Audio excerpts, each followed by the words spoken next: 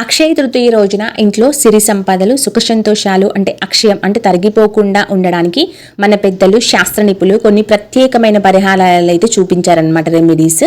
So ఈ రోజు మీరు పాటించవలసిన కొన్ని ముఖ్యమైన పద్ధతులు అయితే ఉన్నాయి. సో అవి మనం తెలుసుకుందాం. మొదటిది వచ్చేసి మీ ఇంటి ప్రధాన ద్వారం వద్ద ఈ అక్షయ తృతీయ రోజున కుంకుమతో లేదా లక్ష్మీదేవి పాదాల స్టిక్కర్లతో లక్ష్మీ పాదాలను ఇంటి లోపలికి వస్తున్నట్లుగా వేయండి. ఇలా వేయడం వల్ల సంపదను ఆహ్వానించడానికి సంకేతంగా అవుతుందన్నమాట. ఆ తర్వాత కలశ స్థాపన చేయండి. ఒక రాగి లేదా వెండి చెంబులు నీరు నింపి అందులో 5 మామిడి ఆకులు, ఒక కొబ్బరికాయ ఉంచి కలశాన్ని ఏర్పాటు చేసి పూజించడం వల్ల ఇంట్లో సానుకూల శక్తి అయితే పెరుగుతుంది. ఆ తర్వాత మూడవది వచ్చేసి ఆదిశంకరాచార్యులు రచించిన కనకదార స్తోత్రం పఠించడం ఈ రోజున అత్యంత శక్తివంతమైన రెమెడీ అండి. దీనివల్ల ఆర్థిక ఇబ్బందులు తొలగిపోతాయని నమ్ముతూ ఉంటారు.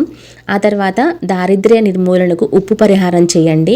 బంగారం కొనలేని వారు ఈ చిన్ని పని అయితే చేయవచ్చు. అక్షయ తృతీయ నాడు కొత్తగా సముద్రపు ఉప్పు ప్యాకెట్ని కొని ఇంటికైతే తెచ్చుకోండి. ఒక గాజు గిన్నెలో ఈ ఉప్పును నింపి ఇంటి నైరుతి మూలలో ఉంచండి. ఇది ఇంట్లోని ప్రతికూల శక్తిని పోగొట్టి ధన ప్రవాహాన్ని అయితే పెంచుతుంది. అలాగే అక్షయ పాత్ర పరిహారం కూడా చేయండి. మీ వంటగదిలో ధాన్యపు గింజలంటే బియ్యం లేదా పప్పులు ఖాళీగా లేకుండా నిండుగా ఉండేలా చూసుకోండి. ఈ రోజున ఏదైనా ఒక కొత్త ధాన్యాన్ని కొని మీ స్టోర్ రూమ్లో ఉంచడం వల్ల మీ ఖాళీ అయిన డబ్బాలలో పోయడం వల్ల ఇంట్లో అన్నపానాదులకు ఎప్పుడు లోటు ఉండదని అయితే నమ్ముతూ ఉంటారనమాట. అలాగే గోపూజ లేదా గోసేవ అయితే చేయండి. కుదిరితే గోశాలకు వెళ్ళి ఆవుకు గ్రాసి గడ్డి లేదా బెల్లం అయితే తినిపించండి. గోమాతలో ముక్కోటి దేవతలు ఉంటారు కాబట్టి ఈ రోజు చేసే గోసేవ వల్ల పితృదోషాల తొలగి అదృష్టం అయితే వరిస్తుంది. అలాగే అక్షయ తృతీయ నాడు చేసే దానం రెట్టింపు ఫలితాన్ని అయితే ఇస్తుంది అని మన పూర్వీకులు నమ్ముతూ ఉంటారు.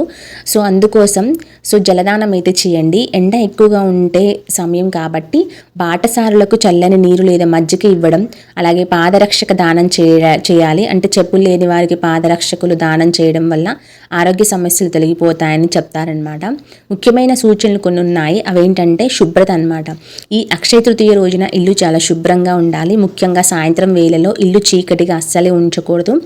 ఆ తర్వాత ఇంట్లో గొడవలు పడకుండా అందరూ సంతోషంగా ఉండడం వల్ల లక్ష్మీదేవి శాశ్వతంగా స్థిర నివాసం ఏర్పరచుకుంటుంది.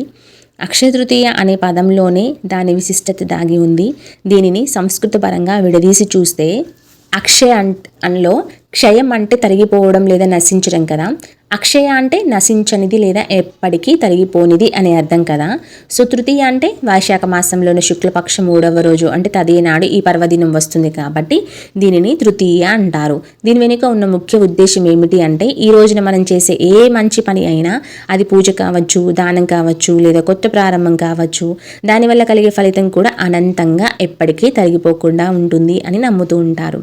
2026లో అక్షయ తృతీయ మరియు బంగారం కొనుగోలుకు సంబంధించి శుభముహూర్తాల వివరాలు కూడా ఇక్కడ ఉన్నాయి. అవి ఏందో తెలుసుకుందాము. సో అసలు తేదీ సమయం ఎప్పుడు అంటే ఏప్రిల్ 19, 2026 ఆదివారం రోజున. అసలు ఈ అక్షయ తృతీయ తిథి ఎప్పుడు ప్రారంభం అవుతుంది అంటే ఏప్రిల్ 19 ఉదయం 10:47 తృతీయ తిథి ముగింపు వచ్చేసి ఏప్రిల్ 20 ఉదయం 7:27 అనమాట. సో పూజ చేసుకోవడానికి మంచి ముహూర్తం ఎప్పుడు అంటే ఏప్రిల్ 19 తేదీ ఉదయం 10:47 నుండి మధ్యాహ్నం 12:20 వరకు లక్ష్మీదేవి మరియు కుబేరుని పూజించుకోవడానికి అత్యంత అనుకూలమైన సమయం అయితే ఇది. బంగారం కొనుగోలుకు శుభ సమయం వచ్చేసి అక్షయ తృతీయ నాడు బంగారం కొనడానికి ఏప్రిల్ 19 ఉదయం నుండి ఏప్రిల్ 20 తెల్లవారుజామున వరకు సుదీర్ఘ సమయం అందుబాటులోనే ఉంది. ఇక్కడ ఒక చిన్న ముఖ్య గమనిక ఏంటంటే ఏప్రిల్ 19వ తేదీన తిథి పగలు మరియు సాయంత్రం వేళలో ఎక్కువగా ఉండడం వల్ల ఈ రోజే బంగారం కొనుగోలు చేయడం, అలాగే పూజ చేయడం, బంగారమే కాకుండా ఇప్పుడు ఇందాక మనం చెప్పుకుంటున్న వస్తువులను తెచ్చుకోవడం, ఇటువంటివి అయితే ప్రధాన వేడుకలు అయితే ఈ రోజు నిర్వహించవచ్చు అంటే ఏప్రిల్ 19న అని పండితులు అయితే సూచిస్తున్నారు.